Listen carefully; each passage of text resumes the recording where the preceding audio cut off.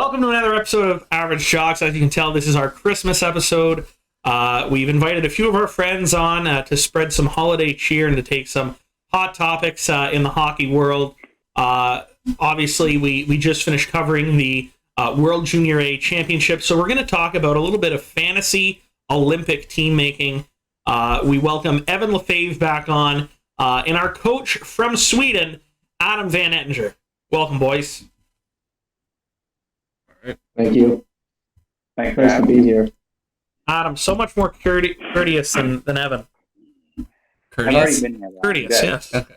He thinks he's a normal now, so he doesn't need to be that courteous. Exactly. I'm the third wheel. Take these off? We can take the Christmas hats off. Oh, Lord, that was tight. All right. I think we should hop right into the team. So I challenged all three of these boys to put together their dream Team Canada if they were GM of the Olympic team. Do we have any volunteers to start? I volunteer. Justin, showing up late. Oh, you're volunteering somebody else. Yeah. I've been told I need to start because my Wi-Fi wasn't working. And, that's okay. Zoom link you gave okay. me, so.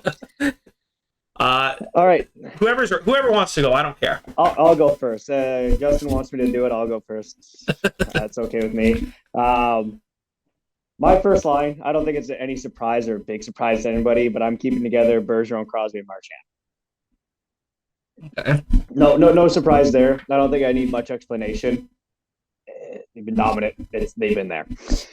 My second line is Mark Stone, Connor McDavid, and Mitch Marner. Interesting. Okay. All right. Third line is Huberdeau, Nathan McKinnon, and Matt Barzal. Ooh. Okay. And my fourth line is Braden Point, Steven Stamkos, and Sean Couture. Oh, Couturier. Should we just tackle forwards and then go back a second time for D? I think so. Okay. All right. So some names I've definitely left off my team up there, but Evan, we'll hear from you. So my first line is more of the powerhouse first line. So I got McDavid, Crosby, and McKinnon. They're all centers, but they have enough centers on Team Canada. Second line, I kind of did the Adam thing. So I kept Bergie and Marchand together, but I had Stammer on the right wing with them. A little bit more of a shooter with those two.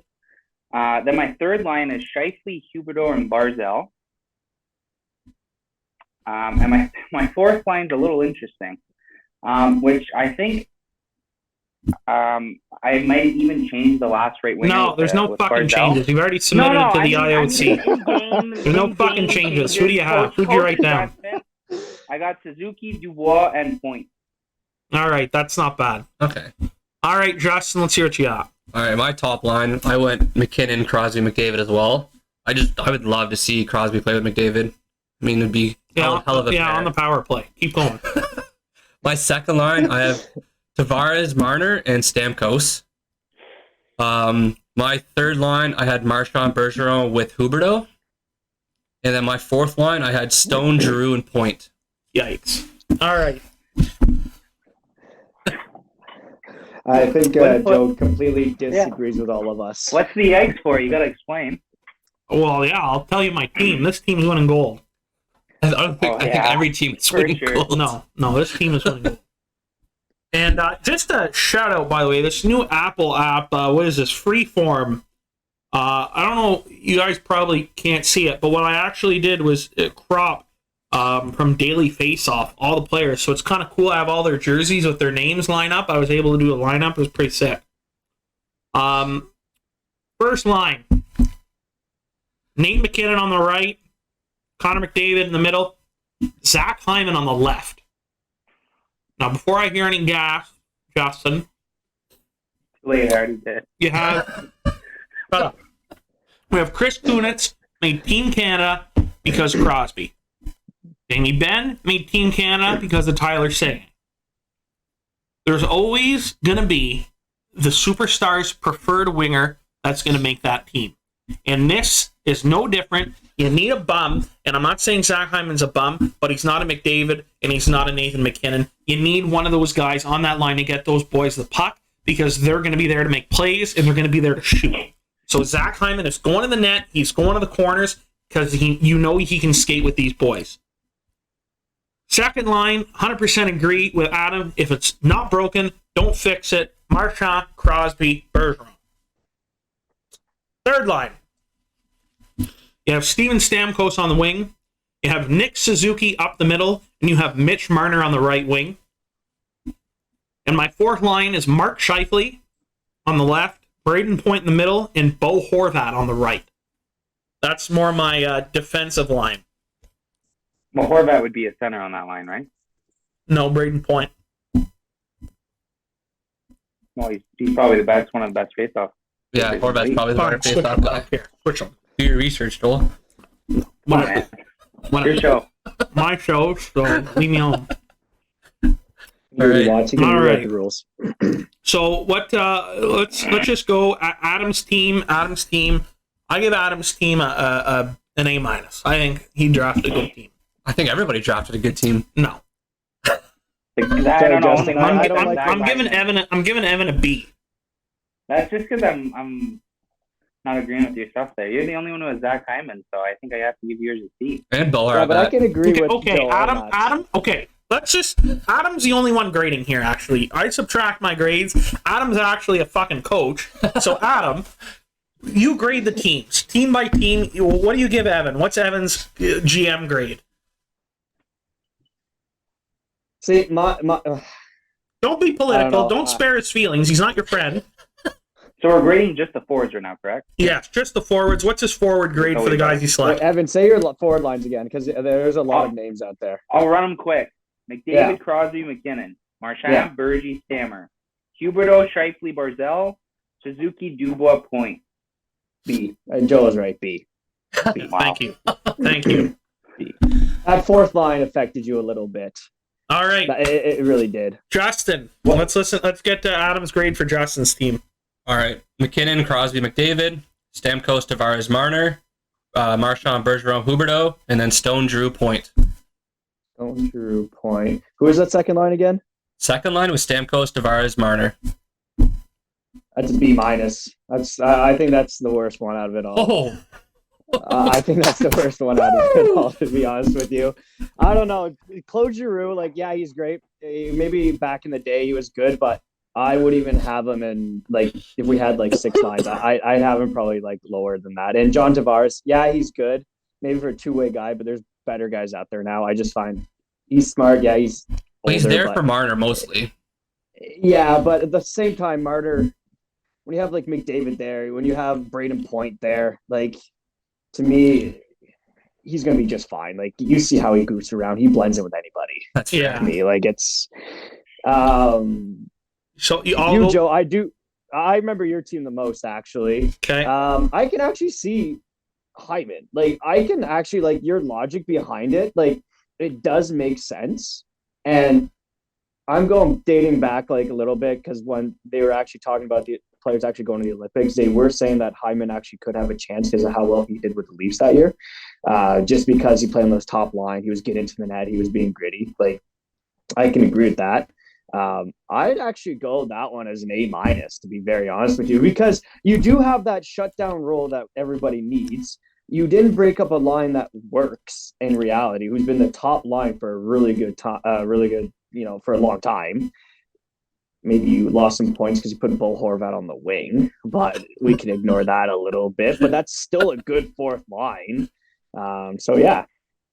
And what do you give yourself? Let's try and be unbiased as possible. A plus. We're rated off I'm not his going to put standard. myself down here, because Yeah, I thought I rated have a off good his mix of standard. old and new. And Yeah, I had you in the A's as well. I reserve A pluses for. There's always room for improvement. I don't often give an A plus. I would have gave you an A. Okay. All right. All right. Defense. Do we want to start with Adam again? This one was tough for me. I actually have 8 guys. Yeah, I put 7, but if we want to do 8, I know who my 8th guy is.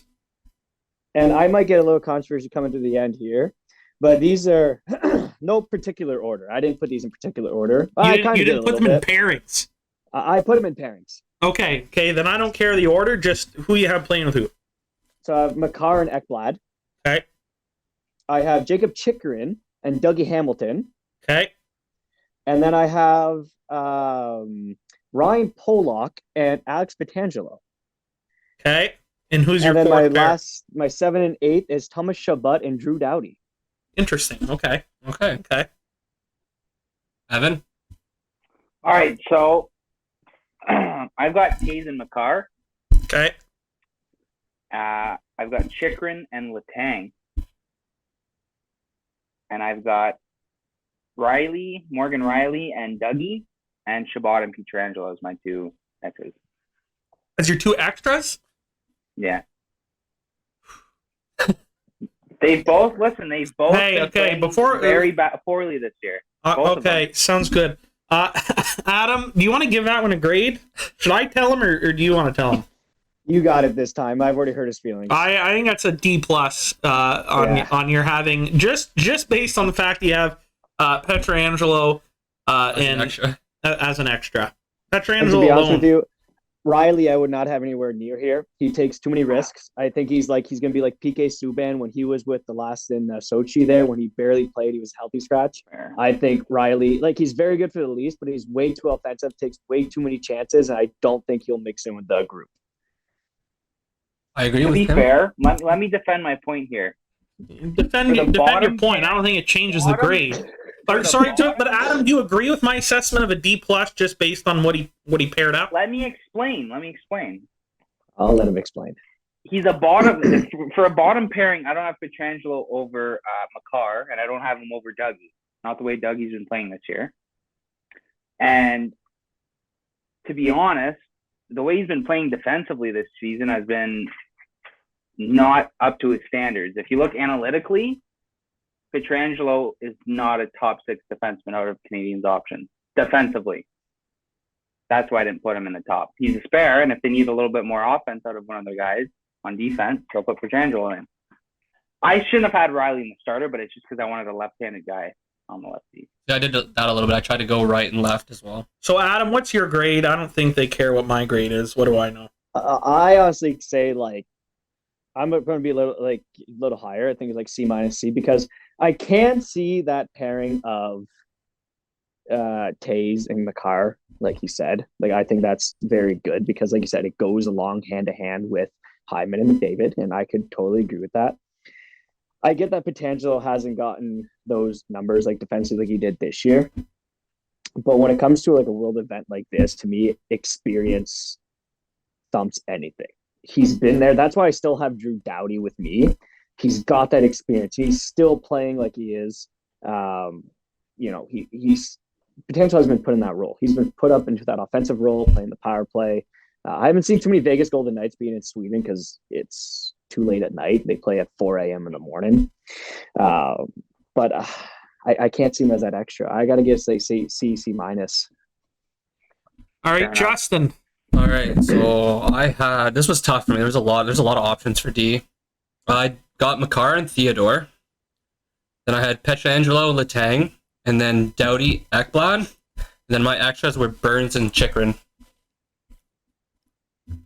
Just felt, I don't know. For me, it was just I was trying to get a good fit for each pairing for offense and defense. What do you think, Adam? Oh, I don't know. To me too, Chris Letang. I think it's hard putting Chris Letang in these lineups too and everything, and Burns too. Burns has never been here before, even when he was in his prime. I had him as an extra though. I know, but just to have it, I got to give him the rank. I got to give D+ C- maybe. Wow, You just don't like me today. I'm sorry, man. But it just, to me, it's hard to I like the Doughty. I do. Shea Theodore's there, but to me, Jacob Chirvin's fine. Ekblad is fine. Ryan Pollock, you have that shutdown guy. You have Doughty there who's got the experience. But again, it's that Chris Letang, and it's just some of the others is just, to me, is I think they're past their prime. And Brett Burns, to me, I don't think he can ever be in that situation. There's a reason why he's never really won a cup, and he's really never taken a step up in playoffs to really bring his team there. to me, I don't think in the short-term competition when it comes to that, he can't fit in. Again, he's like PK Subban when it comes to Sochi. He would be too much, be too fancy because he's very offensive, and then he'd lose it and not play. That's fair. I tried to go based off like this season. Like I almost had Morrissey in there just because of the year he's having. Yeah, he could have been a good one actually. Yeah. I don't think he'd be that bad in there. I don't think he's out of place. I had him over Letang, and then I switched and put Letang. I think you would have got a higher grade if you would have kept Morrissey over Letang. Look, it's actually scratched off. Yeah, it is. Dummy. I agree with you on Letang, Justin. Don't worry about it. Thanks, Evan. Yeah, the fucking the dummies of the class here, the season D students. All right, let's hear yours. Listen, All right. listen here, Hyman. All right, Coach Adam. Yes. My top pairing. I have Okay. Cale Makar with Alex Pietrangelo. Yeah. My second pairing, I have Aaron Ekblad with Dougie Hamilton. My third pairing, since I need a left-handed shot, I have Morgan Riley with Noah Dobson.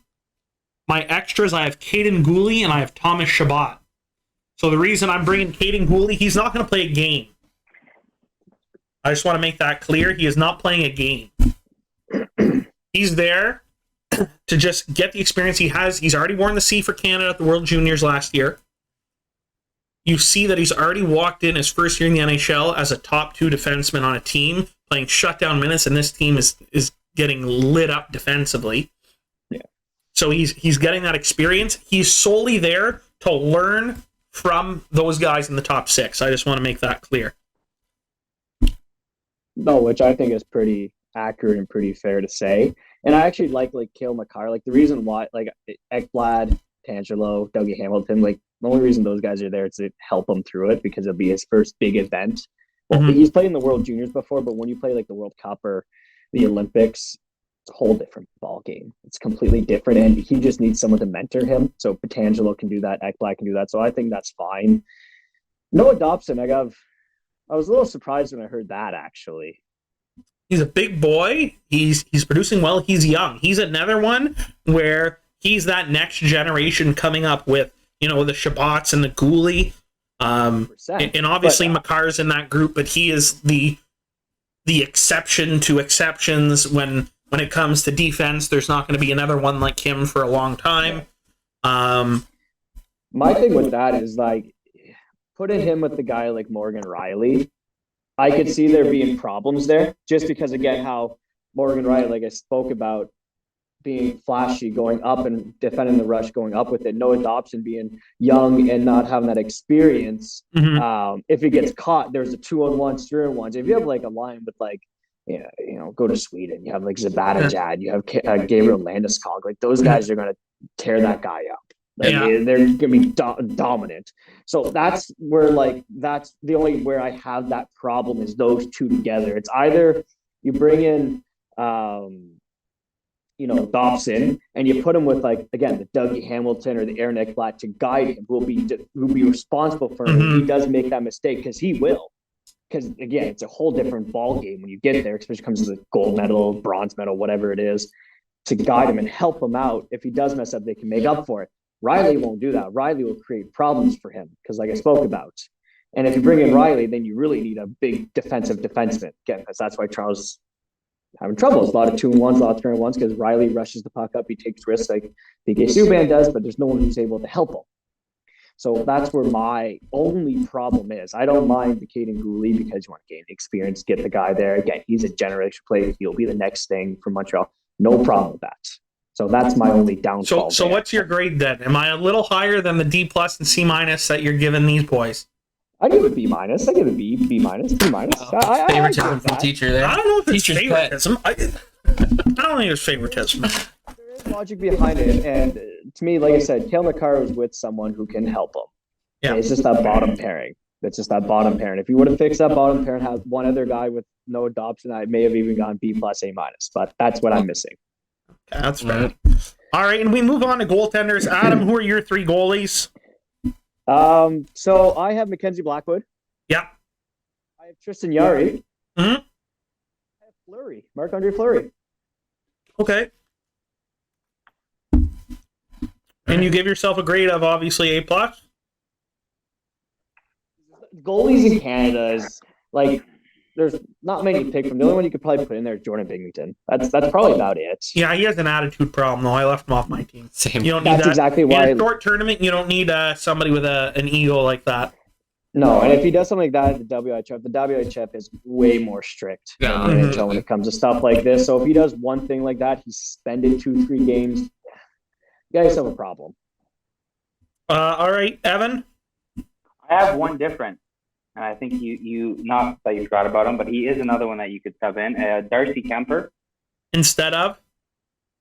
Well, I have Kemper, Jari, and I have Fleury. So you removed Blackwood. Which I have no problems with that either, because Darcy Kemper is another solid goalie. So what's your grade? Yeah. I give Evan an A- for that. Goalies are easy. Like, there isn't much there. I'll give you an A-. There's not much options. All right, A-, like, it's hard. Justin. So I have Fleury, I have Hart, and then I had Murray as my third, just because he's won before. He knows what it takes to win. I guess goalies were hard. I'm not a fan of Kemper. I feel like he was just a product of a good team. He had to play. He was an okay goalie. Good in Arizona. That wasn't Yeah, but product you're of a doing good good team. now. He You wasn't pick great in Matt Murray Colorado. over Blackwood or Tristan Yari, and even Jordan Binghamton. I had Yari.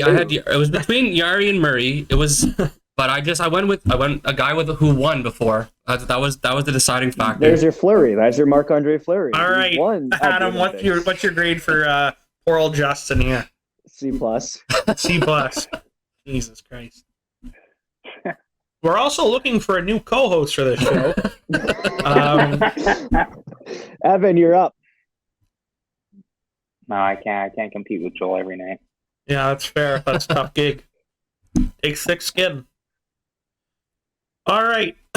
My team. Carter Hart, Marc-Andre Fleury, Mackenzie Blackwood. I don't mind Carter Hart, but I just keep remembering about what happened to him like last year. Or was it last year or year before? Like how bad he was. Like he doesn't have that Under consistency pressure. yet. Yeah, he doesn't. Like he did really well in the. To me, bubble. on any of these teams, though, Marc-Andre Fleury is your starter. Mhm. On any of these teams, and it's the other two that are gaining experience in that backup role. I don't even care if you rotate them. Being in the That stands. was my thing.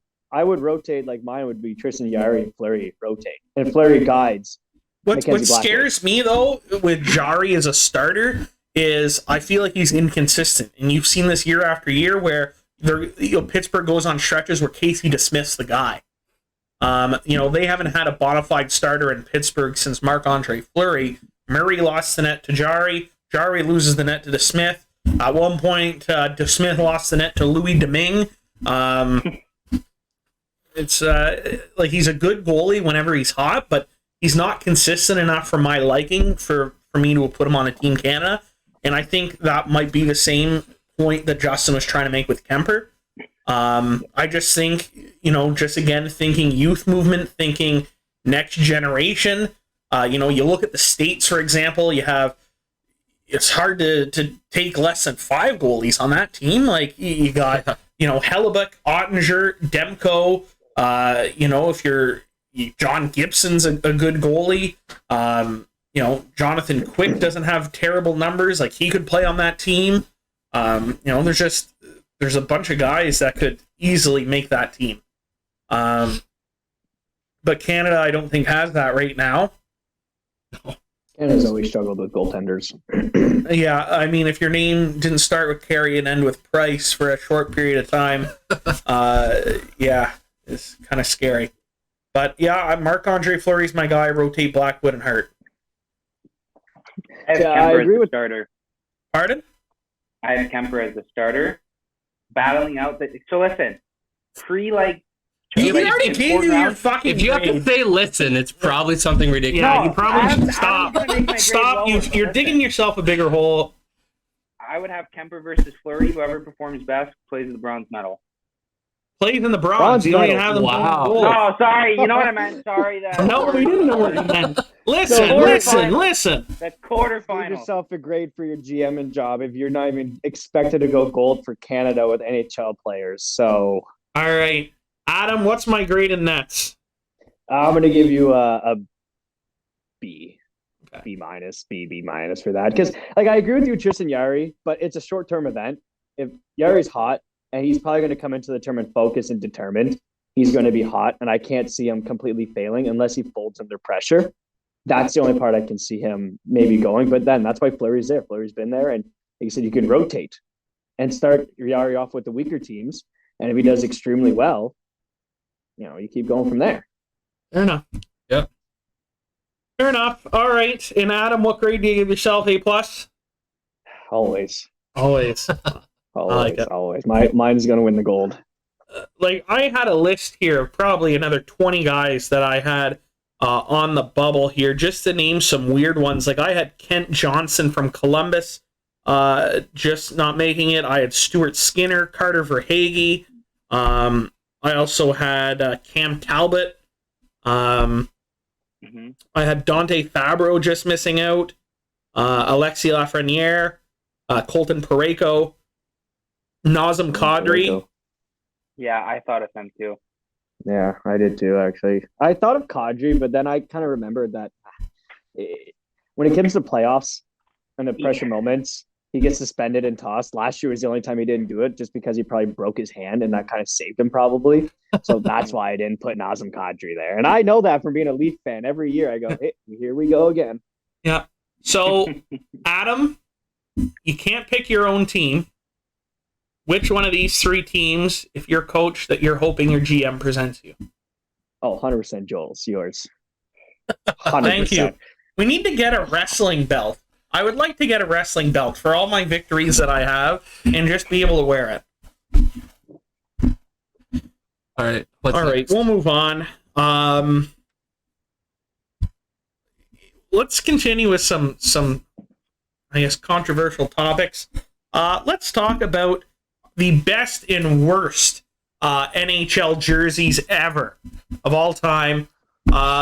The only stipulation I'm doing is I'm leaving out the reverse retros just because they're single year jerseys. It's easy to pick a terrible one. And they only play 5 games with this jersey. Like, we're talking, they've had to wear this jersey for an entire season. Entire season? It's not even an alternate? Okay, it can be. Well, no, an alternate's the same as a reverse retro. Okay, now we're okay. I have my worst. Okay, let's start with worst then. We'll go around the table with worst. Mine is the worst. Is that fisherman's jersey from the New York Islanders back in the day? I like it. I like that one. I don't like it. I don't like it. I thought the orange was way too bright, and no. I don't. I'm not a fan of it. All right, Evan, what's your worst? Okay, well, the little curveball you just threw me. I tell you what it would have been. Gotta be on your toes on the show. It was gonna be. I have another answer. I already have it. So mine was the Detroit Red Wings original retro reverse. That thing was awful. Can you jog my memory on what that one was? It looked like a practice jersey. It was all white with their logo. Yes. Yeah, that's a pretty dog shit jersey. Like they stopped editing halfway through and they just... Yeah, well, I feel like with a lot of the reverse retros, it's like whoever their free intern is for the summer gets to design them. That's your project for school is you get to design the reverse retros. And the prerequisite to getting that internship job is you've never watched a hockey game before. My other one, yeah. Now that I thought about it, would be the Seals. I just don't like the teal. Which one? The one that says Seals and it's bright teal and it's... So you're talking their away, because back in the day the home was the white. So you're talking the away, full turquoise and yellow. Awful. I'm going to go next. I also had that jersey, the full teal with the yellow. That just hurts my eyes. Yeah. If I had to watch that, I would consider doing a live eye transfer, like just donating my eyes to somebody else if they were still in the league using that. Fair enough. I don't have a worse. I mean, mine was Dallas's alternate, the neon green and black one. Absolutely hated watching that on TV. But as in like an actual jersey, I can't think of one. That was There's not one that you hate? Don't have a least favorite? Least favorite? I mean, there was some other bad ones that I considered. Like, there was one... I didn't like Buffalo's when they switched out of the black. Like this? The slug? Yeah, I hated, Yeah, the slug hated one that sucked. jersey.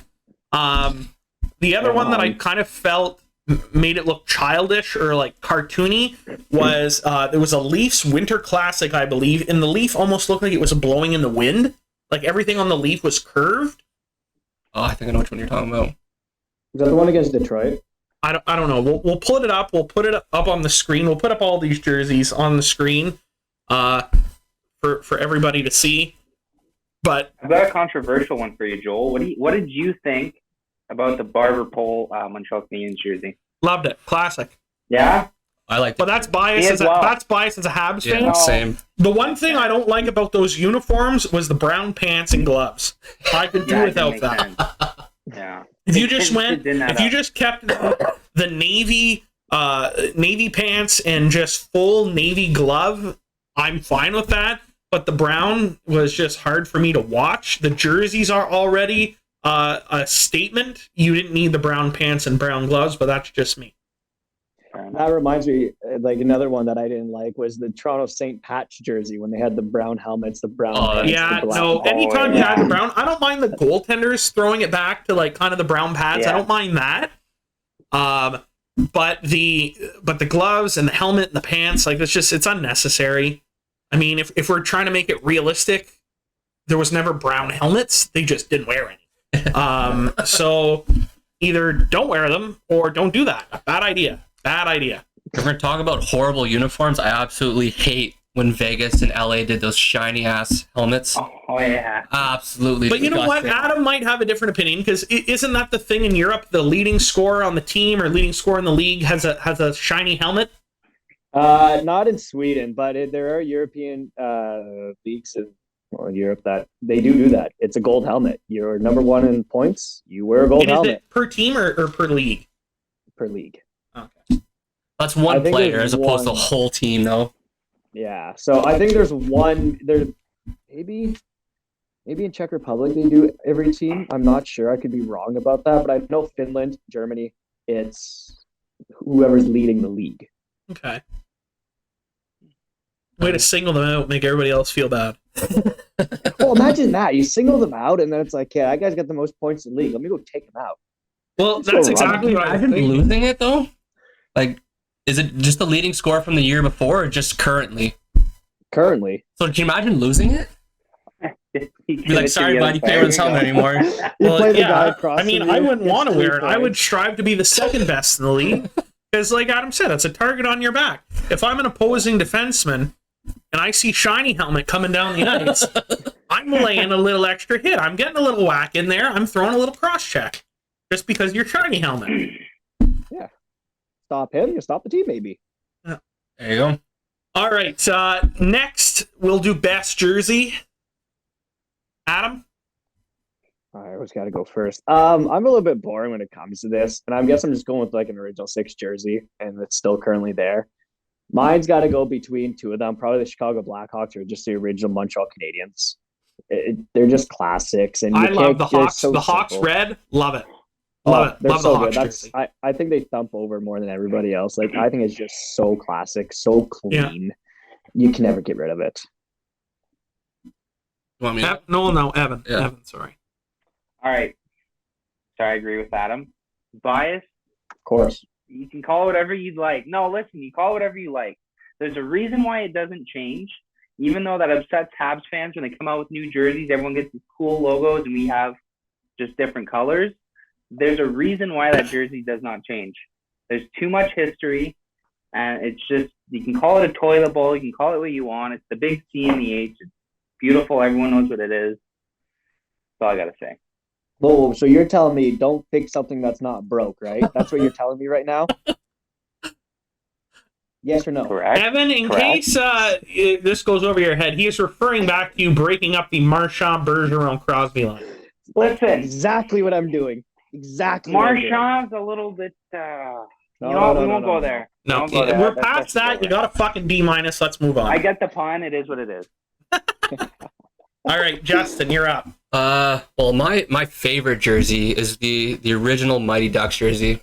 But basically the first team that I followed as a kid. So it's always one that's there for me. I mean, But just for reference, we're not talking about the one behind us no, here. no. The mighty We're talking Jocks. teal and purple. Paul Correa getting his head taken off by Scott Stevens there at center ice. Probably my And then coming favorite back and jersey. just going bar down. What's that? Just coming back from being dead and just going bar down. not and just remembering the selling. rest of the third period and scoring a goal. No. All right, and my favorite was very close between two. Grab it. I can go grab it. No, I'm not gonna go grab it. There's too many things. So honorable mention to the Chicago Blackhawks home jersey. Love it. Like Adam said, it's clean, it's timeless, it's beautiful. Second one that came very close for me was the Sabres jersey that they just brought back. The black and red with the big buffalo head. Love it. But my favorite jersey in history is a variation of the Montreal Canadiens jersey. It is their green leaf with the C in the middle in the stripe, almost looking like a New Jersey throwback. I'm not sure if we've had it hanging behind us in previous episodes. We'll put it up there for you guys. Do you want me to just go around and grab it? If you want to grab it, I'll grab it. Let him do something. Hey, thanks. in recent polls, they've asked Justin to do less. Actually, this is it. This is the one. I love this jersey. I love it. I can go Yeah, with that. it's very nice. It's a Christmas vibe for sure. Sure. Yeah. You can't argue with that logic. Well, there's a lot we can argue with D- over there. Yeah, there is. All right. All right. So that's jerseys. That's jerseys.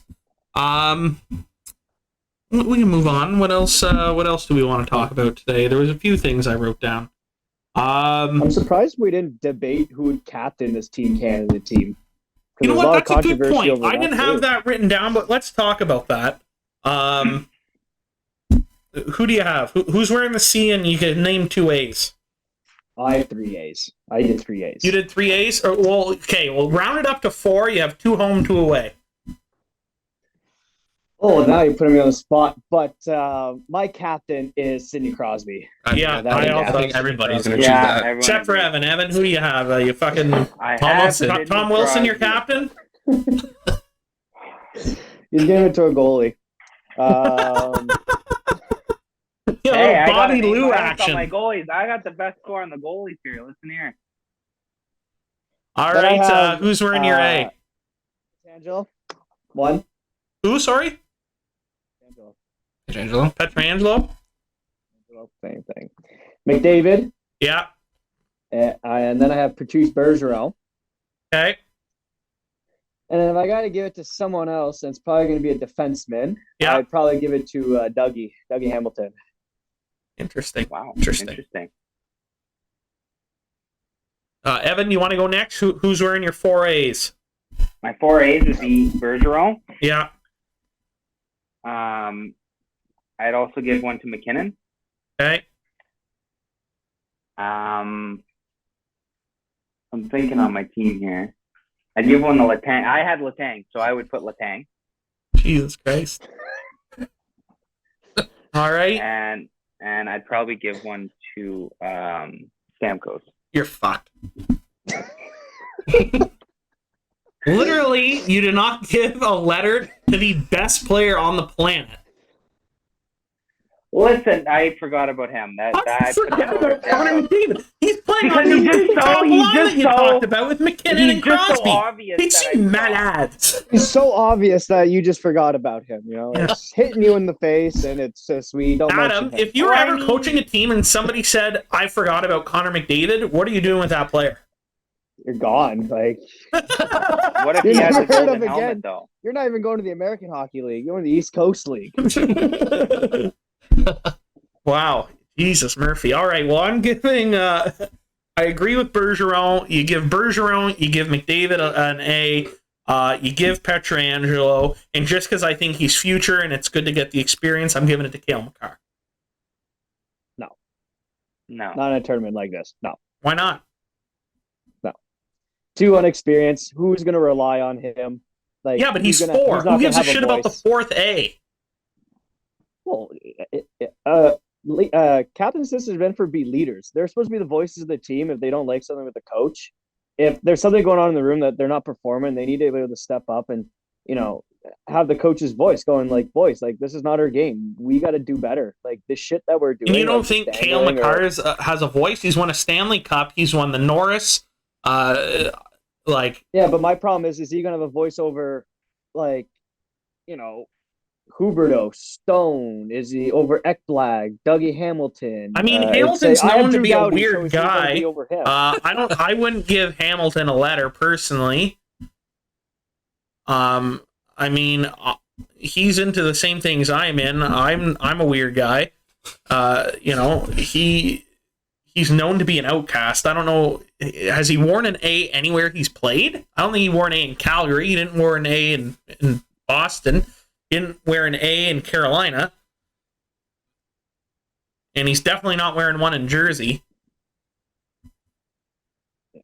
But my thing is just like, I know he's only 23, like he's young. That's just my thing. Like, is he really going to step up, or is he going to take things in his hand? Maybe on the ice offensively, maybe, but you know, Crosby's had that experience. Bergeron's had that experience. They can step up. Well, like, Pietrangelo as well. out. That's why I thought you can afford. And I mean, Connor McDavid. Yeah.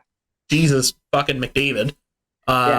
You don't need to justify giving him an A. But And like, I just figured we can afford to give Cale McCarr an A to give him experience, because I think in the next Olympics after this one, when Bergeron, maybe Crosby's not there, you know, you'll see Cale McCarr definitely wearing a letter, I think. because like my thing is too is like, if you look at like you show by example, like look at Bergeron. Boston signs Mitchell Miller. Bergeron was the one who stepped up, called out the GM, didn't bash the GM, didn't make fun of the GM, but called out the GM going, we're not happy with this. We don't like this. He took things in his hands. He took a step up as a leader and spoke out about it.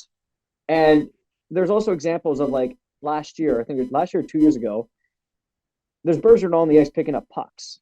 He's 36, 35 years old. He's picking up pucks, helping the guys out on the ice because for some reason, you know, the young guys weren't there. There's only one young guy. I think they were gone. It was a training camp or whatever it is. And he stayed on the ice and helped pick up pucks. Like, there's a leader.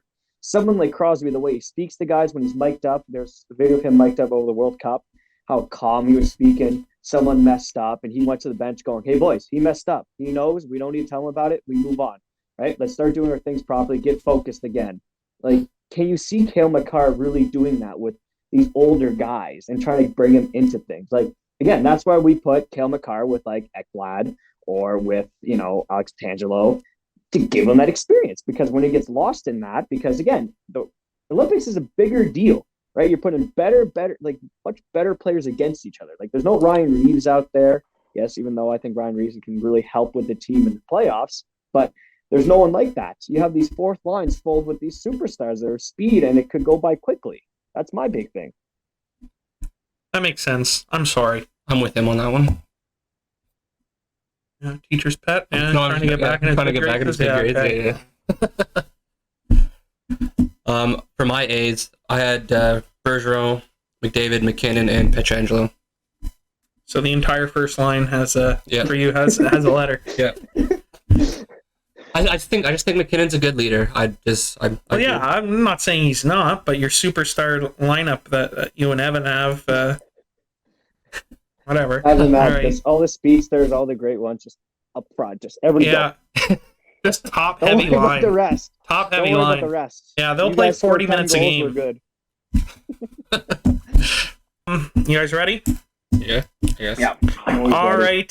Since we're in the Christmas spirit, where's my Christmas hat? Oh God. Right here. I'm going to put my Christmas hat back on, and we're going to give a gift to each of the Canadian teams. We'll start in the East. We'll each give one gift to each team. We'll start with the Toronto Maple Leafs. Adam, what are you giving the Toronto Maple Leafs for Christmas? More cap space. More cap space. More cap space. Good answer. Justin. Health. Better health. Health. That was the same one I can give. Thanks. Now they have to return my gift. Evan? So if he, no, wait, I didn't say mine. You just said it was the same thing. Yeah, You but just I said it can't. was I that can't give them the same thing. So I'm going to give them some goaltending support. Justin took mine. So if you don't like your gift, sorry. All right, and Evan, what are you giving the Toronto Maple Leafs for Christmas? A free first round bye.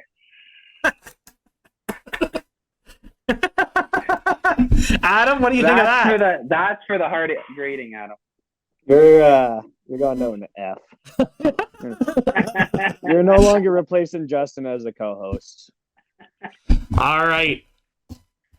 Let's move on. I think Evan wins that one for best response. To the Ottawa Senators, what are we giving the Ottawa Senators for Christmas, Adam? I was stuck between two. Were they small gifts? Sometimes you can give two gifts if they're small. One's pretty big. One is new fan base. And Okay. Or a fan base. Give them a fan base. I'm going to stick with that one. Okay. Fair. You're giving them a fan base. All right. Evan? Ryan Reynolds. Ryan Reynolds. So I'll explain. They just need to get their ownership dealt with so that it's out of the way. It's no longer a distraction. So it's a funny answer, but it's not. Okay, I didn't laugh. Justin. Well, I had Ryan Reynolds just to kind of fix their fan base. Fix their fan base. I mean, they'd probably draw more. Like, how many Sens games we go to is more away team jerseys than home team jerseys? I don't know. I don't often go to Sens games. I don't go to see the Sens. I go to see the teams they're playing. Oh, okay. All right, and I am giving the Ottawa Senators a pat on the back. I think that Pierre Dorian's done a good job. I think they're going to turn it around when they eventually get their new arena built. I think they're going in the right direction. I'm giving them a pat on the back. I'm giving them a job well done. Ooh, he's a moron right now with that look on his face. He's just, what would you grade that, Adam? There's no need for a grade here. There's no need. I would like you to grade it, though. No need. He's a teacher's pet. I need you to grade him honestly. My thing is that I think they've done a good job, but the only problem is I think coaching. I think it's just coaching at one point. That was my other one. It's because, DJ Smith has been there. I think he's done a fantastic job, DJ Smith, at developing these guys, but when it takes the next level to get them there, I don't think he can do it. I don't think he can do it either, but I think that they've taken a shit kicking for years when it came to the way Eugene Melnyk ran it, the way Brian Murray ran it, when they had the bug-eyed walrus behind the bench.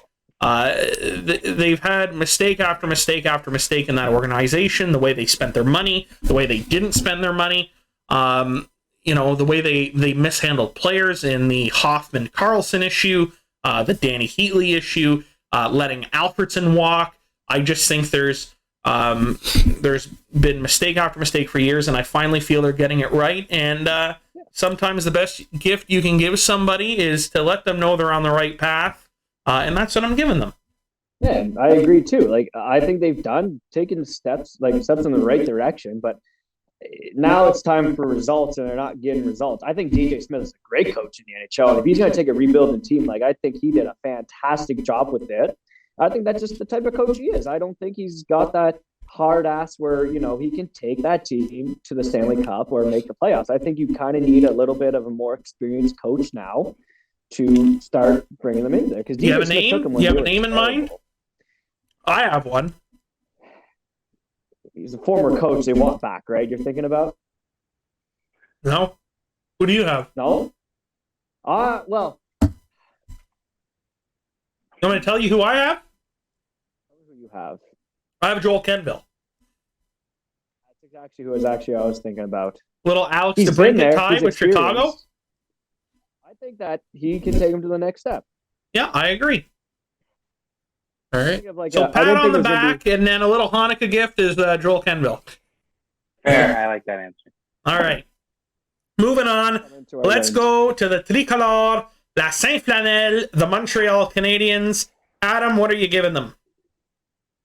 I actually going to go down the road of giving them a pat on the back because I like how they did their rebuild. But I think they're missing a top goalie prospect. I don't think Caden Primo is going to be that Vasilevsky or that Connor Hellebuck. I think they're just missing that top prospect goalie. You're not going to go get a goalie that's a now. You want a goalie to develop like the rest of the team.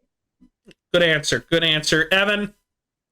Unfortunately, well, not unfortunately, but I have the exact same thought process. I love the way they're moving forward, the way Kent's doing everything. They're not tanking too hard to where they're losing confidence, but at the end of the day, the one thing that this rebuild that they are entering is missing is a top goalie prospect. They've got a few okay guys in Primo and Deschaux, but there's no guys that'll be in 1A elite goalie. So, all right, Justin, what are you giving the Montreal Canadiens? Well, I was on the same path, but I'm not going to say the same answer, so I'm just going to go Connor Bedard. To be biased, I'm just going to give him Connor Bedard. Give him Connor Bedard. I mean, yeah. Unrealistic.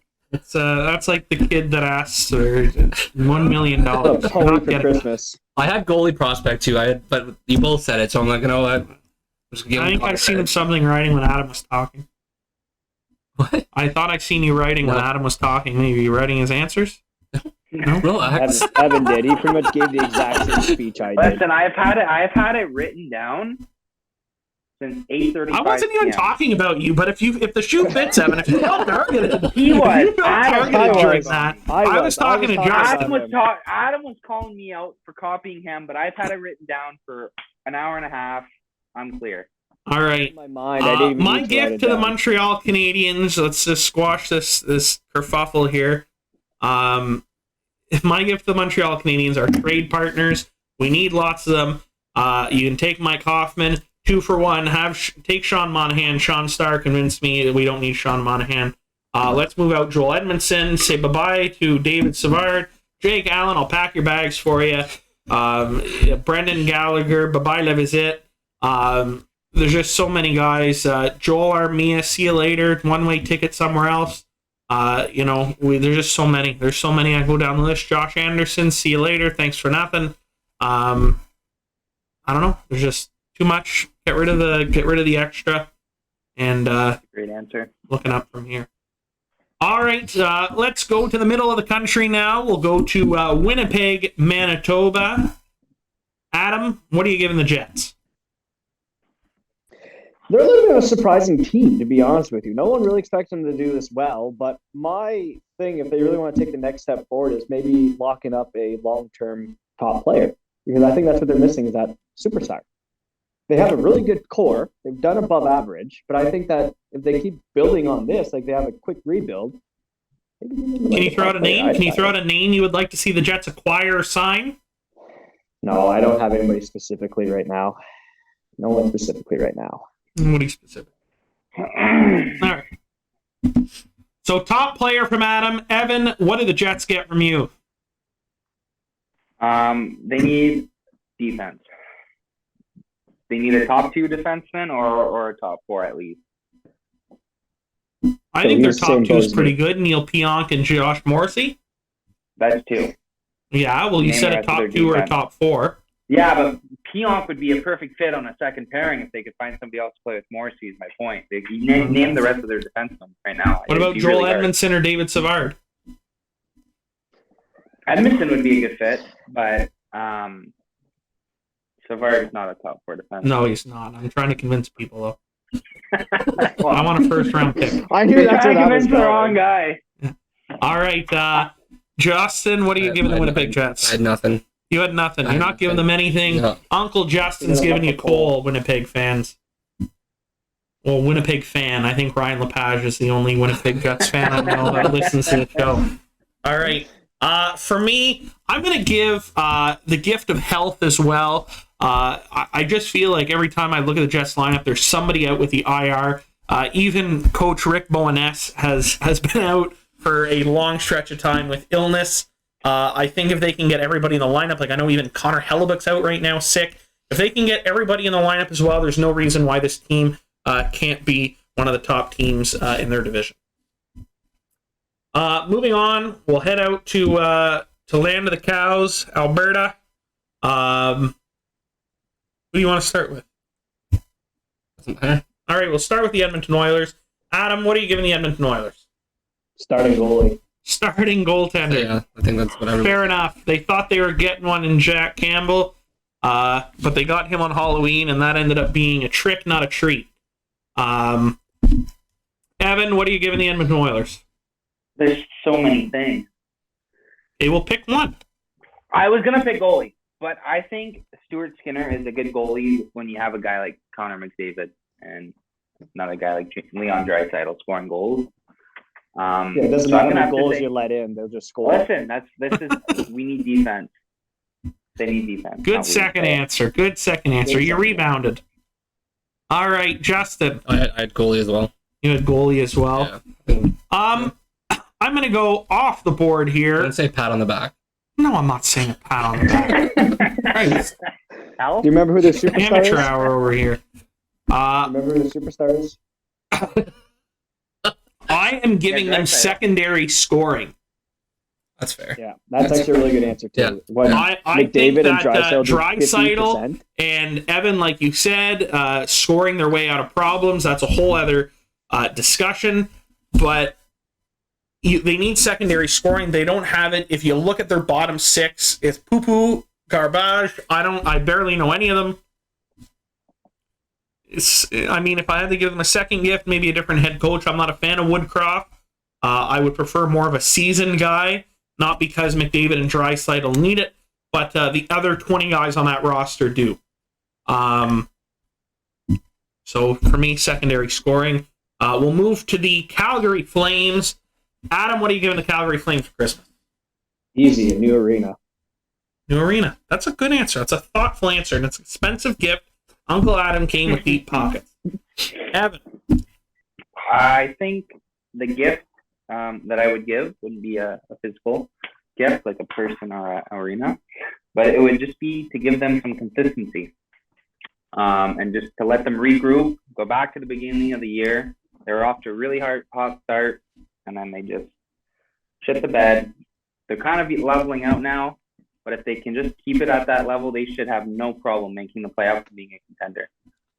Justin, what are you giving the Calgary Flames? I think they just need to play to their potential. Just like Huberdeau, Weegar, Markstrom just need to play the way that they're capable of playing. That's it. So I'd let them play at their skill set. They're underperforming. Just let them figure it out. Yeah. And for me, I think I am giving them the gift of a reset. I think that they have so many guys that came into a new system, a new city, and they come into training camp, they come into the first part of the year, you're having to learn new teammates, new strategies, new systems, your way around the city. I think there was just too many big moving parts that changed for that team in the off season to expect big things. Though they're too good not to turn things around. I just think that a lot of people started harping on them way too quick. Daryl Sutter's a great coach. He's a coach that won. He's proven to win. I think he's the right guy for the job. Markstrom's a great goaltender. But like I said, there's too many big pieces that moved that are in important roles. And you know what? It's you see it at the trade deadline. One guy comes in and he's sometimes a little step behind everybody else because he's catching up on the systems. He's moving into a new place. He's trying to get his family there. Whatever the case may be, and it takes him a little bit of time before he adjusts. I think that's what you're seeing here. And the reason why it's so evident is because you have so many of them that are having to make that transition. So my gift is just that reset and get off their back a little bit. I half agree with you what you're saying. There is new players, new city you got to get around and everything like that.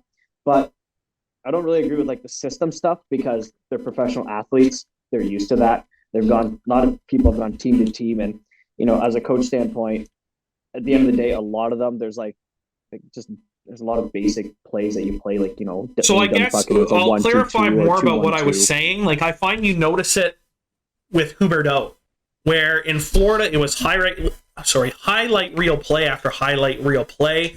Where he's doing these no-look passes, and he knows where Barkov is on the ice at all times. Yeah. He knew his line mates. It was consistency, and I think that's where you're seeing now. And I forget which player it was came out in the media and is all like, even Huberdeau's passes are too hard, or it's on this area of the ice, and I'm not used to that. I forget what player it was, but I'm sure it would be easy enough to find who said that. But it was just like, he's still trying to learn his teammates, where they're going to be. He's such a talented player, and he has such a vision on the ice, and obviously it's proven with the amount of points he was able to put up last year. But same thing with Kadri, after playing so many years with, Landeskog and McKinnon, Rantanen. You know where those guys are on the ice. And now you're playing on a different team.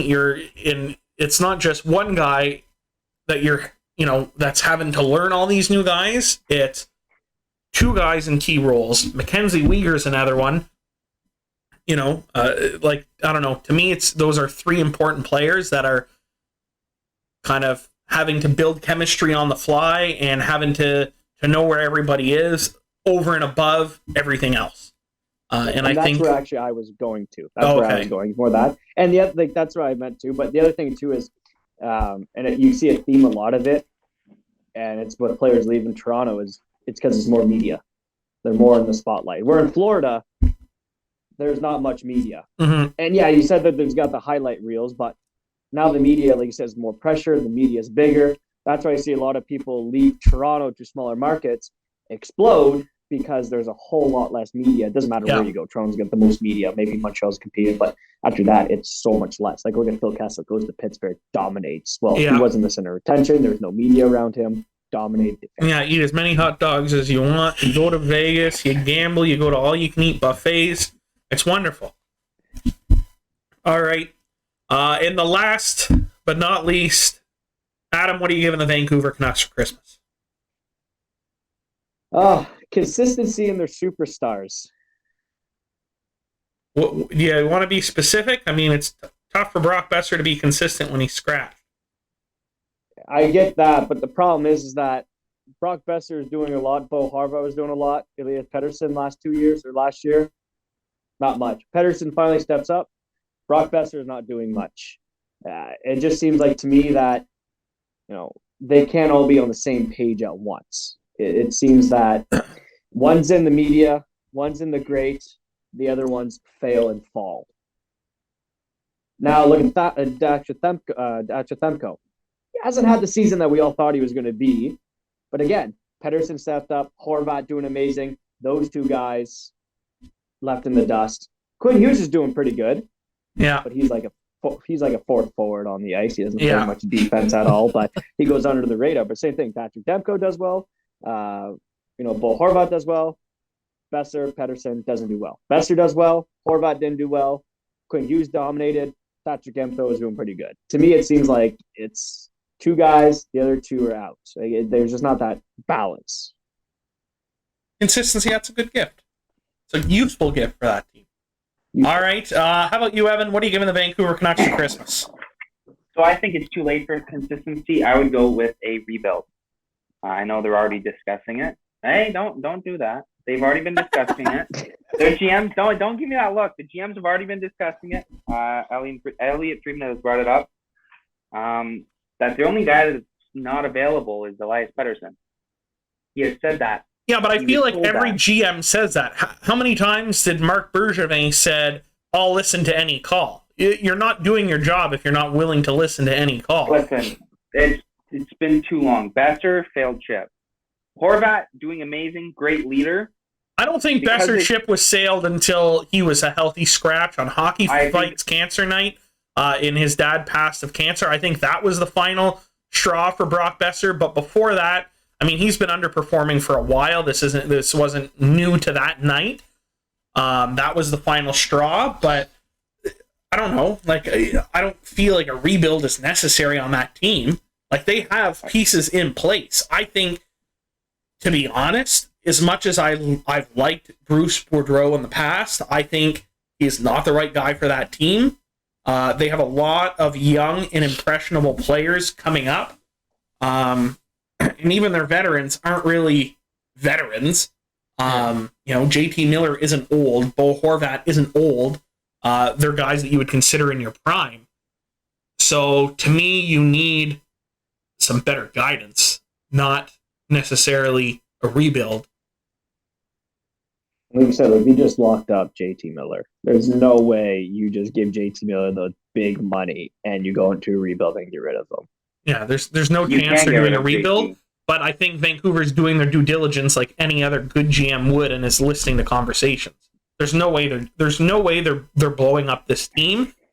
How do you say that to JT Miller, who just signed 8 years? How do you say that to Elias Pettersson that signed a contract? How do you say that to Quinn Hughes, Thatcher I'm not Demko? saying You're not telling these guys that you're blowing up the team. I wouldn't even go as far as to call it a retool. I think the first step they do there, and I'm going to extend it not just to Bruce, I'm going to extend it to the front office as well. I have no problem, I guess, with Patrick Alvin, but I think we need to get Jimmy Rutherford out of there. Jimmy Rutherford is part of the old boys club. I think if you're going to hire a young GM that's bringing some different culture, you have to fully commit. They also brought in what's her name? Mm-hmm. They have Granado there, but Cami Granado, but they also have the other young girl who's assistant GM. Is it Chateau Gay? Yeah, it is. They brought her in, and those are like 3 young minds that can shape a team.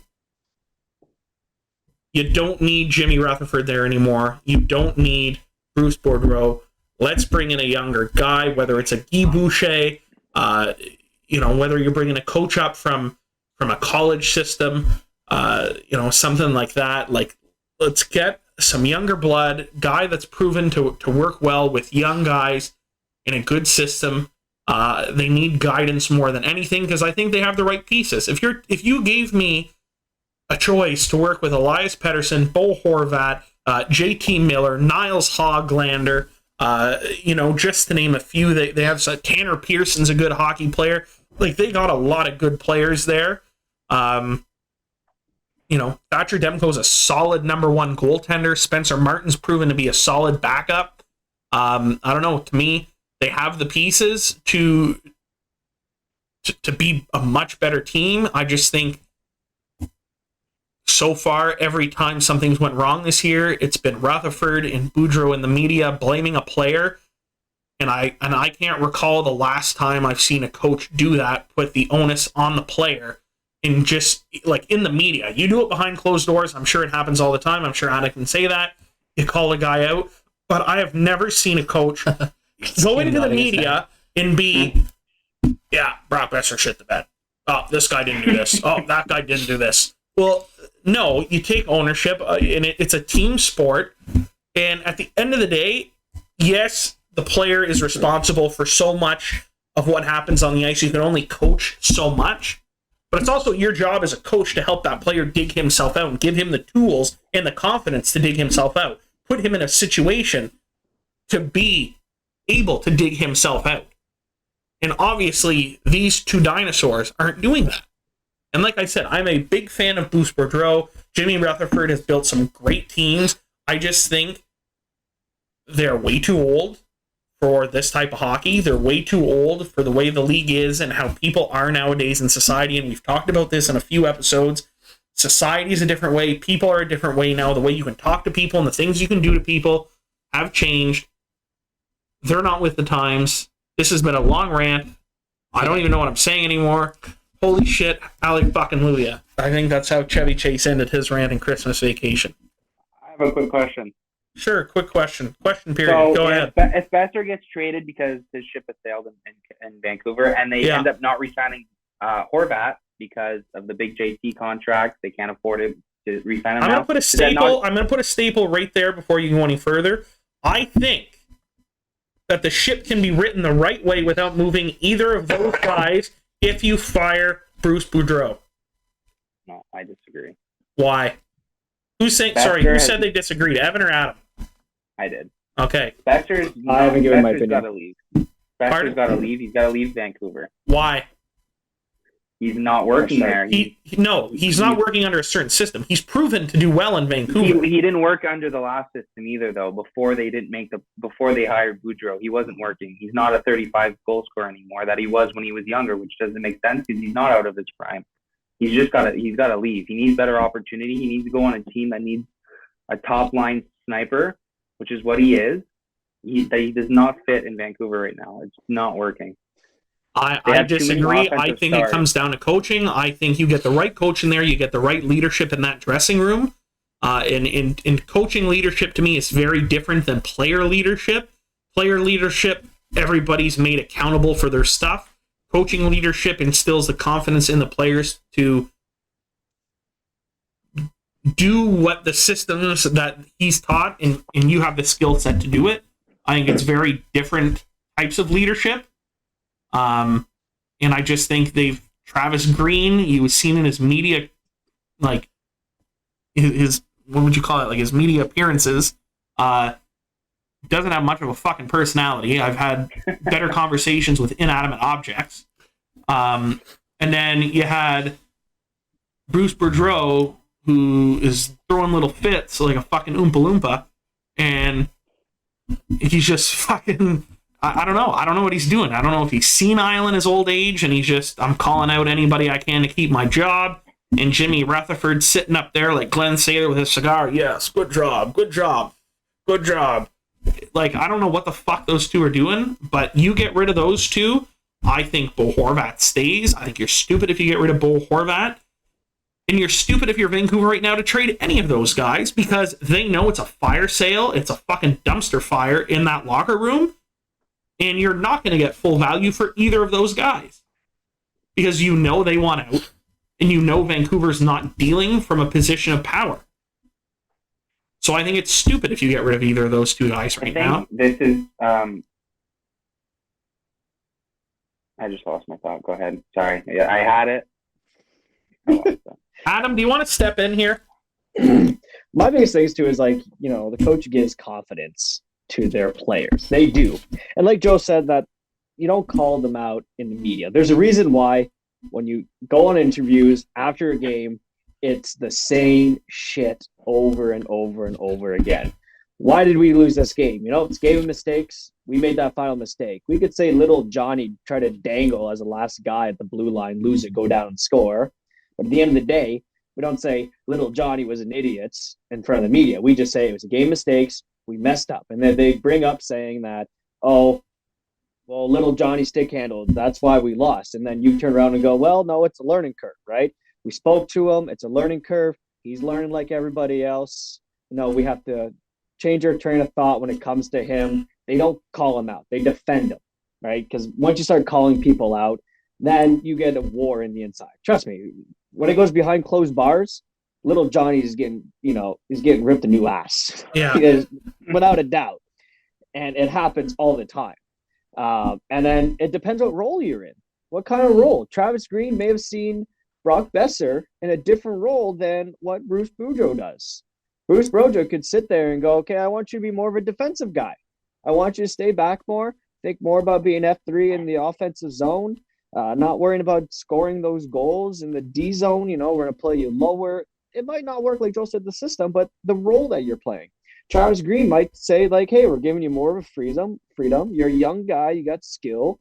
When it comes to the offensive zone, do what you like. Go cycle those pucks. Try to dangle. But if Bruce Boudreau is restricting him, well, that's also a problem as well. So that's the system, and it's also what role they're trying to play. And, if it's a leadership, if it's not a leadership, standing in front of the net, not standing in front of the net. So that plays into it too. And I'm sure you can agree as a coach, Adam, you're never going to have, you have 20 guys on a roster. You are never going to see eye to eye with every player on what you feel their role is on that team. You're never going to have, buddy, hey, you're our third line center. I need you to be a shutdown guy. And he may see himself almost like what happened with Philip Deneau in Montreal. They wanted him to be that shutdown third line center. He said, no, that's not how I see myself. That's not the role I want to be in. See you later. And I feel like that's the situation people are in, where they don't see themselves in the same role, and Brock Besser probably doesn't see himself in that same role with Bruce Boudreau right now. And he may not have seen himself there with Travis Green, but whenever you have a player of that caliber,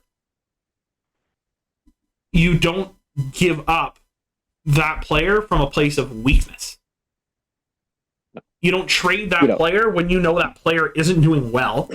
You know that player doesn't want to be there. Like, everybody in their grandmother is aware of what's going on in Vancouver right now, and that the waters are murky between the coaching in front office with Brock Besser. You don't trade him now. It would be stupid to trade him now because you're not getting anything for him right now. There's no trade value there. But like you said too, like, huh? What'd you say? Sorry, Adam? No, I said you're totally right. Like, you don't trade now because trade value's gone down. You want to get as much as you can before him until his contract expires. And you have to go, well, he's still like this, and his contract expires. Well, and they re-upped him. I think they have another, 3 or 4 years with him. There's no rush. So too, there's no rush. And like you said, a lot of players, like, I've gone to many arguments with my players, not arguments, but debates about what kind of role they want to be. They want to be on power play. I'm better on the power play. But, on my team, you were on the power play before, but you're not there yet. But that, we just don't say that you're not going to be this player.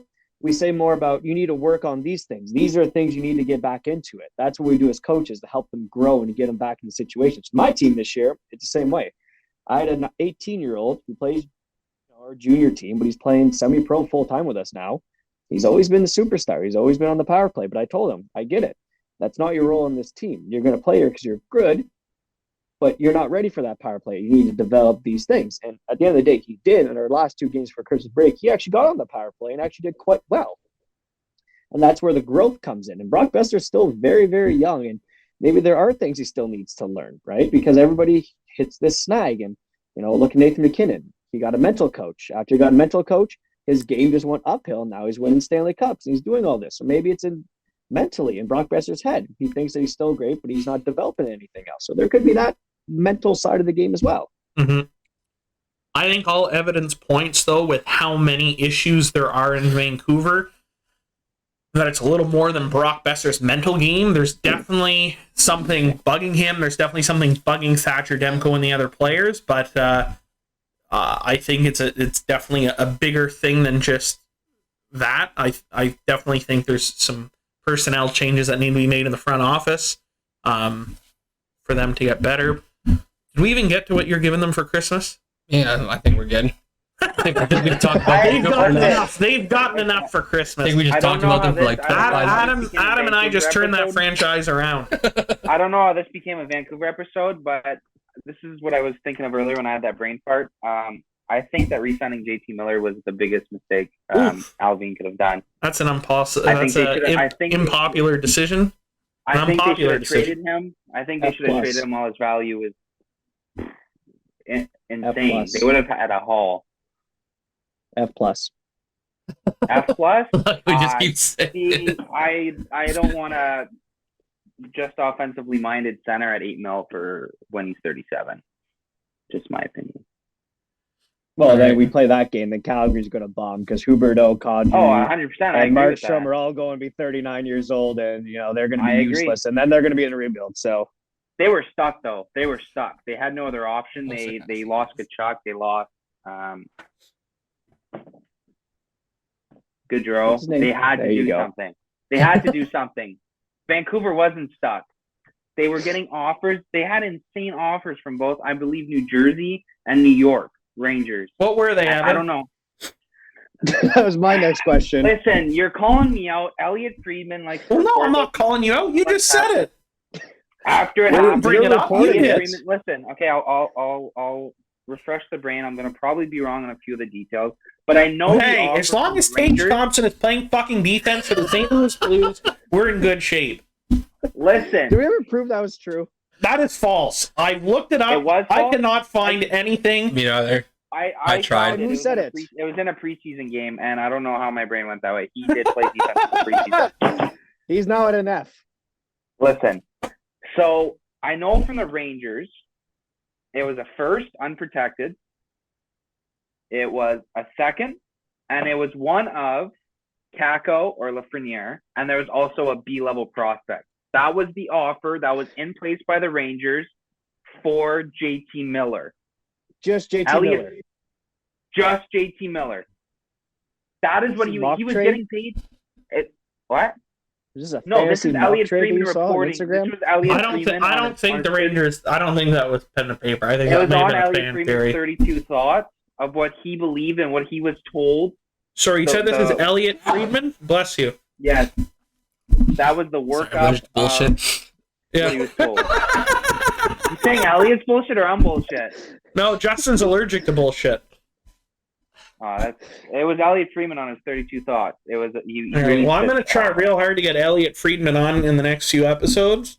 And we're gonna show You him can that ask clip him. of you talking. Yeah, we're going to see Good. what he thinks. If that was true, if that's true, Evan, I will come on air and I will if you give you an want me to apology. go through those tweets and I will find it. It's in one of his podcasts. He said it on his podcast what he was told the asking price and the giving price was. He said this is what he believes the Rangers would be able to offer and what he's heard from all his sources, what they have offered and what Vancouver has declined, all that stuff. So if you Who's go in there, who is you'll that? see- Chris Drury right now? I don't think Chris Drury's given that up. Unprotected first, They sure, wanted the whatever. cup. They're a good team. They're not They finishing. thought they had a cup. They're not finishing low. Second round pick, great. Rangers thought they had a cup last year. Don't In forget a about B that. level prospect, sure. But Last to give up year, the Rangers Alexis thought they had a Lafreniere, who's a younger version of JT Miller, does not make sense. He hasn't proven himself. Okay, well, JT Miller didn't prove himself until he was. He had 100 points, though. That's what. No, what I'm saying is the Rangers thought they had a chance at the cup last year when that trade was happening. That's why they were going all in. Because to them, Lafreniere was a third liner on that playoff team. They had a chance at the cup. That's why they were willing to do that. And I didn't even get into New Jersey. Okay, That's get a not little the to New point. Jersey then. Oh boy. New Let me see it Jersey again. was the first, the second. Yeah. But listen, it If he was their says Hughes, first I'm this year. Reading the shit. So it would have been a top 3 pick. I Okay. think they And he what was else? up in the lottery. What right? else? And I think it was a prospect. First, second, and a prospect. That What one's type more of realistic. prospect, though? That one's more That's realistic. realistic, yeah. Especially if it's It was this an year. A. It was an A. So if I had to think, I think it's one of those defensemen. Yeah, That I was can brought see up. that. Because that's It pretty was much a the defenseman from asking there. price for Jacob Chikrin. That's pretty much the asking price for Jacob Chikrin, so I can But- kind of see that. But I can to see me, that, but to me, giving up an A, B, unprotected first in a second is a little overkill. The And I Rangers think one Chris was- Drury's too smart to offer that. I don't think that's an offer because I also think Vancouver's not dumb enough to say no to that. The Yeah, Rangers and was then- contingent on a contract extension and on the Canucks retaining 50% for that season so that they can make a big push, which JT was already making $6 mil. So he would have been getting $3 mil. So that's why they would have paid such a high price. To retain $3 million, but Well, And it's a- that's a halfway high through the year at price. a deadline, they don't owe him 8 No, because that's a high or 6, price. whatever the fuck it was. No, I know, but it counts on your cap, does it not? Yeah, but it goes Oh. by percentage, so they would have already paid him. When's the deadline? Miller March. was discussed way before the deadline. So if he could have been done 2 weeks before the deadline, they could have had that extra space and acquired somebody else. Even if it's just a depth guy, the Rangers thought they had a chance last year, which they did. They just didn't get that extra piece, that JT Miller. No, Yeah, I which is don't know. really- I don't know if JT Miller gets them by the Tampa Bay Lightning, but I think No. that they could have made him better, but like my thing is JT Miller was done. He's more of a loner piece at that point. yeah, That second A and B for a guy who you're going to get for 3 months and then maybe possibly walk. That's a No, so that lot was of the aspiration. thing. The Rangers was contingent on an extension being signed. yeah. That's but a I don't lot of think that's that- a lot of what ifs in this situation. I mean, I'm not saying that Elliot But the Friedman problem is- didn't say that. I just think, I'll send everything you in the life, podcast tonight. everything in life is possible, but not all things are probable. And I don't think that's a probable trade that could have happened. But who am I? What do I know? And next episode, I want you to say on air as soon as you start before your intro that I was right because I'm going to send it to you. I watch every one of his 32 thoughts and You find it. You send it to me. Send it to you. Like I said, And I'm if not he's saying you're wrong- wrong. I just want to say, Adam, give a shout out to your team there in Sweden. I hope. What can I say? Oh yeah. Hello guys in Sweden, Kunyev. I hope you guys are not drinking beer too much, getting fat, because when I come back on the 30th, we're skating. Bag skates. I love it. Love it. Herb Brooks. I didn't say bag skate. I just said skating. You just I'm saying bag skate. Get the whistle out on the line. I don't love put my it. skates on. Merry Christmas. All right. Swedes, probably the nicest people I met. Oh, they were the best at the tournament. They were. So nice. So many nice people. I actually want to give a shout out. I want to pull up his name. I know his name is Marcus. I don't want to screw up his last name. Marcus Mackin. Absolutely beauty of a guy. He was an injured goalie for Sweden. He actually gave us a signed stick that we're going to put up here in studio. Just super nice. All the Swedes were fighting for interviews. Even the coach. The coach was hilarious. If you didn't see one of the interviews, It was amazing. I asked him, How do you like Poutine? what about Putin, Putin? yeah. And he thought I was talking about Putin, Vladimir Putin. But no, that was super funny.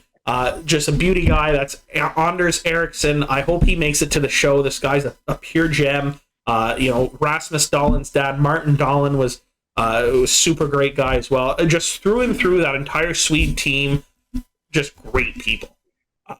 And I don't know what it is in the food or the water over there, but so kind and so nice.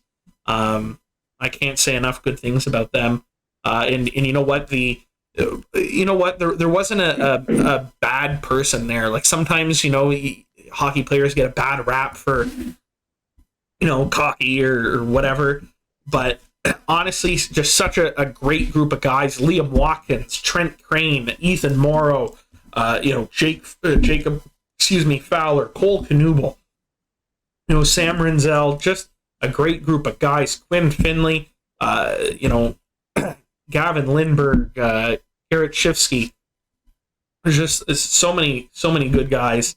Hudson Malinowski, one of my favorite guys to watch at that tournament. There's just been so many He was a good beauty players to watch. Yeah, he was so fun. It's the same way when you get to Sweden too. They're such great people. They're so nice. Yeah. When I was there for the first time last year, everybody was just so accepting.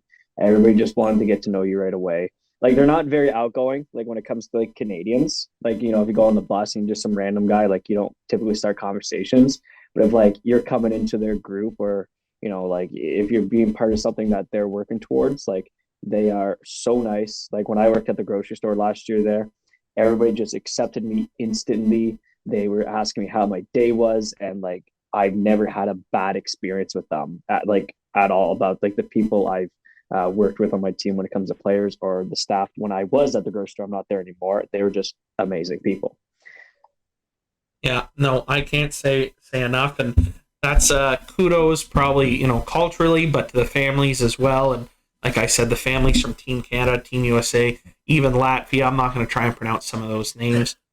So difficult. Another absolute beauty. Before I forget, other than your couple buddies you sent there, Otto Stenberg. Otto Stenberg. Oh, sorry. I made a joke to the guys. I'm the Don Cherry of those interviews. I butcher every name, even some of the local guys.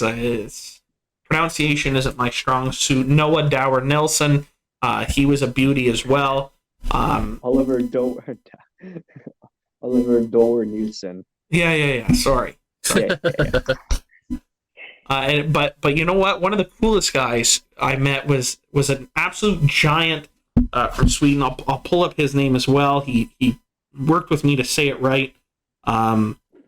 At the 6'5" Yes, kid. yes. The 17-year-old that's 6'5". Oh God, what's his name? Here it is, Christian Kostadinsky. Absolute fucking beauty. This guy is. He's funny. His teammates love him. Absolute gem. Another super nice guy, Anton Wahlberg, Noah Erlander.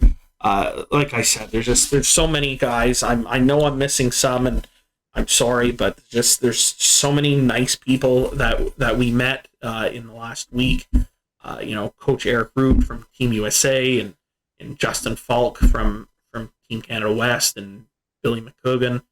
Butchered that name as well. The PI, I apologize to the province of. He's just gonna start naming every single player that he knows on the roster that he interviewed now. Seems like it. No, that's what I'm saying. I don't want to miss anybody just because of how nice everybody was. Yeah. And they didn't have to talk to me. No. And that's the thing. And in a lot of our interviews, we obviously trim stuff to make it flow and to make it go together. But the conversations and the joking in before and after and in between, or if those guys just finished playing and they're watching the second game and, just having conversations like, even the referees, there was, interviewed Anthony, he was a beauty as well. Like there was just, everybody was so nice and so down to earth. And for our first experience of getting outside the studio and doing stuff off of Zoom, was just a crazy experience, and I'll sleep well for the next couple weeks. But just so cool, and it's just an awesome experience that you get to live this over in Sweden for a job. Like that is, you are fortunate. You are leading probably a job that a lot of people would dream about having. So good for you for going after that and the hard work that you've put in and, running your development camp as well when you're back home. Like, you're a go-getter. It's impressive because you're young still. Yeah, and I've been very thankful for it. I have a lot of people to thank for it. Like, I just didn't get here by myself. I learned from a lot of people. A lot of people are nice enough to take me under their wing, and just Sweden taking a risk on me. Like, they didn't need to take a risk on a 22-year-old for their U16 team, and then 3 months in, hiring me as the intern head coach as their semi-pro team, because we played in the fourth highest pro league in Sweden. So they didn't have to do that either. So I'm very thankful. And like I said, I work really hard, and I don't have all the answers. I'm still developing, but I think I love it. I think it's amazing. And I have a lot of thanks when it goes to Kunyev and, everybody who's developed me and put me in this role. And the players that have let me be younger than them. So my players are younger than most of my players, and allowing me to do that. And they've done such an amazing job, and I'm very thankful for them, and they get all the credit for what we've done so far. Yeah. And like you said, it's so important. It's almost like a passing of the torch whenever you see somebody that's more experienced than you, willing to take you under their wing and coach. And that's a good sign of a leader. And we're lucky. Like, I know Jim Lang texted me a few times throughout the tournament after watching videos, and he's all like, we should do this differently or do that differently. And Craig Button, even at the tournament, just giving pointers and giving his take. Like, these guys don't have to do that, but they're just class act people.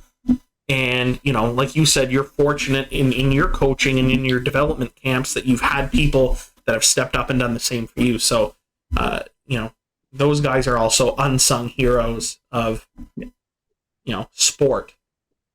Yeah, and I'm just doing what they did for me. Like, if someone wants to help me out, or like, I've always have people like in my summer program, I've always have like these 14-year-olds that want to say, well, I want my hours, but can I come on the ice for the 9-year-olds? But in there, I just don't let them do what they want. Like, I'm trying to tell them, like, talk to them this way, or try and do it like this. Yeah.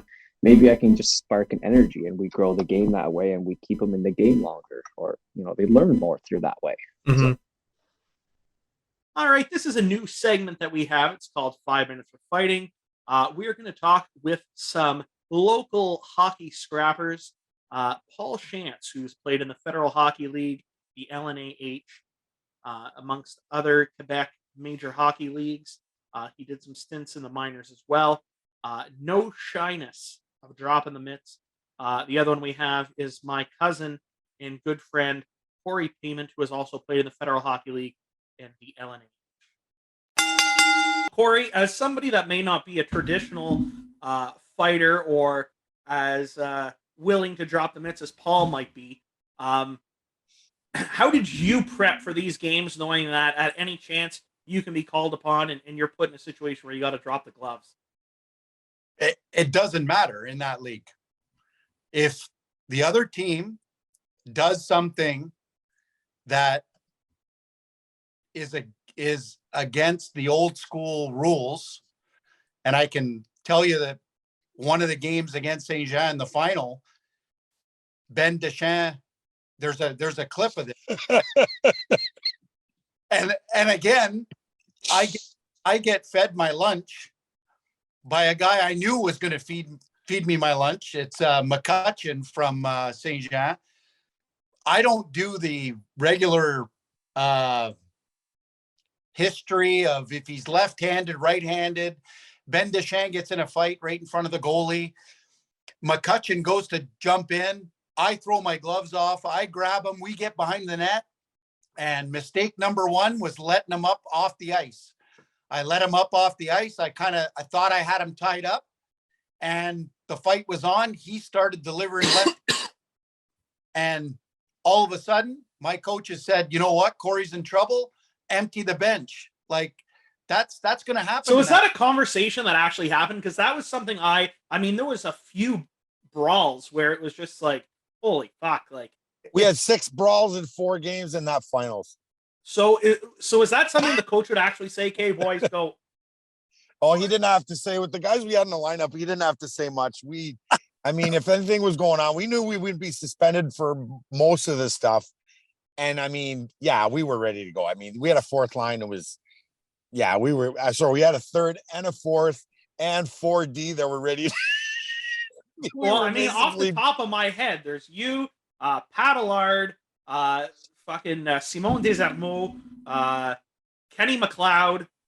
Oh yeah, LP Charbonneau, Terry Bartlett came in, Jean-René Forget. Yeah. And Mathieu Rabi, Simon Desormeaux. Oh, Rabi, yeah, I forgot about Rabi. He's scary. Yeah, we would have been tough in the North American League. Like we honestly would have been we had a pretty tough team. Yeah. Ben Deschamps, we talk about Ben Deschamps. The guy got beat up more than any, like he would lose or do average, but he loved to start the shit. That guy was basically sadistic. He would go in there knowing he'd get beat up and just love starting shit. So the guy and he was teaching, or he might have even been a principal already at that time. And the guy would just show up at the rink. He was basically the biggest retard going, but with class. So he would talk to you like a teacher, like a principal, and then he would hop on the ice and he would act like a 13-year-old that was stealing chocolate bars at the dépanneur. He was just a retard. I loved him. Oh, he was great. It's true. He's the first game against we lose in the finals the first year of the Comets. Then our budget goes up a lot, and we bring in guys we needed to win. And who started? One of the guys we brought in, Ben Deschamps, Corey Holland. Here we go. Puck drops, he charges from the other blue line right after him. And Saint Jean looked up too. I was like, Ben starting this? Like, what's going on here? Oh, yeah, I love Ben. I remember he's probably the only person, like the cards that I was showing you guys, they sold those at the kiosk. He actually printed his own little like wallet size photos and was handing them out to people before the games. And I'm like, okay, so I don't know what he was doing, but he had his own little stats at the back. I'm like, okay. Oh, you gotta love Ben. Wow. Yeah. He even got suspended the one time. Didn't he sucker punch a guy and then he had to do he got in trouble with the law. I think nobody pressed charges, but there must have been a cop at the game or something, and they saw it and they he got in trouble for that one. Just but anyway, a little community service never hurt anybody, Paul. There you go. You might have. I think he went to hand out he might have done volunteer. Well, he handed out his cards. That was probably what it was for. There you go. Yeah. Maybe that's your answer for you. Well, I think that's a a good way to wrap up the episode on a Absolutely. positive note. And Evan's been quiet for 20 minutes. So. Yeah, we just have the small screen sobered whenever down. he's starting to Sobered sober up. He's starting to sober up. Listen, Adam, it was great talking to you again, though. I missed you since our ball hockey days. I'm very glad you're doing amazing. It's nice seeing you. Any nice things to say to Justin or I? Yeah, I'll be streaking by your house tonight. Ah, right. Well, I just want to say, I'll start with Evan. Evan, it's good seeing you again. I really appreciate it. I miss our conversations. We were like this when we played ball hockey. I love just joking around Great with you. time. I take nothing personal from you because I know I never do. it's you. Like, there's And you know I'm no- also a dummy, so even if it was real, I think everybody knows that just by looking at you. But exactly. Justin and Joe, next time we do this, we're wearing our Kings and Little Ones jerseys. I'm in. All four of us. Yeah. When we get there. I don't know if I still have that, but I'll see what I can do. I'll wear I'll the wear hat. mine At wear least the mine. hat. next time I come on. So it's all if you want me back on. So I I'm would just love to saying, have you back on. It was fantastic. I hope Yeah, you fun. enjoyed yourself. I had a blast. I love doing things like this. But thank you guys for having me. It was amazing. I love talking hockey, and I hope you guys have a great Christmas and a good New Year. Thanks. And, Same to see you, you and next time. keep up with the Swedish scouting reports you send me, and I'll be following your league and your videos, your development camp. It's if you guys don't follow him on Instagram, what's your Instagram handle, Adam? AVE_player development. Some great videos if you got any young ones, or if you're in the beer league and you're looking to step up your game a little bit. You'll be seeing my son in a few years, that's for sure. In the beer league? Sounds No, in the development. All right. Sounds good. Thanks, boys. To all you watching, Merry Christmas. Happy New Year. Just a little sneak peek. We got some big names coming in the new year. Starting in the first week of January, we have Jeremy Roenick joining us. We also have Laurie Dupuis, Scott Pearson lined up, James Duthie, Mark Dumont from The Athletic, and I'm sure we'll have Adam and Evan back on. So on behalf of Average Jocks, Merry Christmas.